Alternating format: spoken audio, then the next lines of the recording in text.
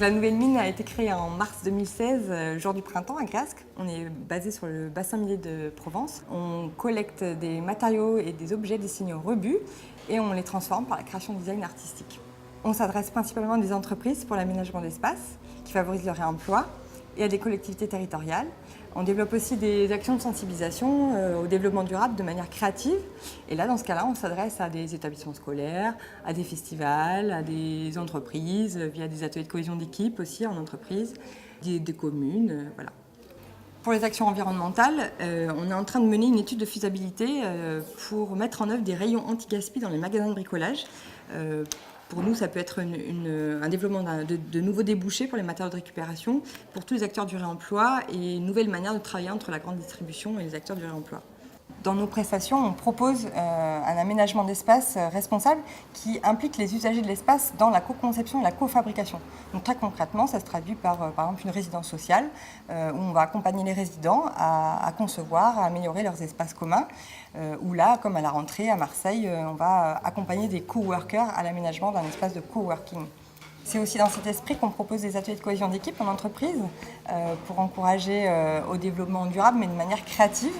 Et évidemment, ça encourage l'entraide, le bien-être au travail, puisqu'il y a la possibilité de personnaliser son espace de travail. On décline aussi ces ateliers d'upcycling avec le grand public dans des ateliers nomades.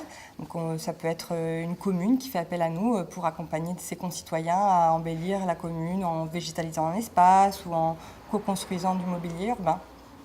On souhaite aussi encourager le réemploi auprès du grand public en ouvrant nos ateliers 2 fois par mois et notre matériothèque aussi pour créer des objets à partir de matériaux de récupération.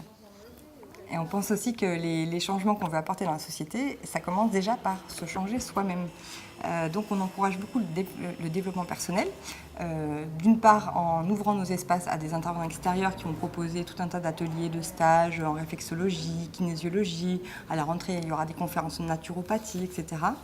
Et puis, on en fait bénéficier nos salariés qui peuvent s'inscrire et on leur offre la participation au stage.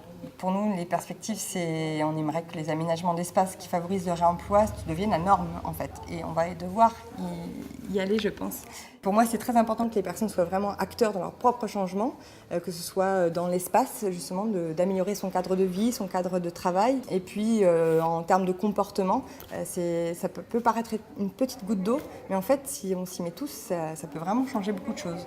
Donc c'est ça qui m'a motivée, d'avoir envie d'accompagner ce changement-là, et toujours de manière créative et joyeuse.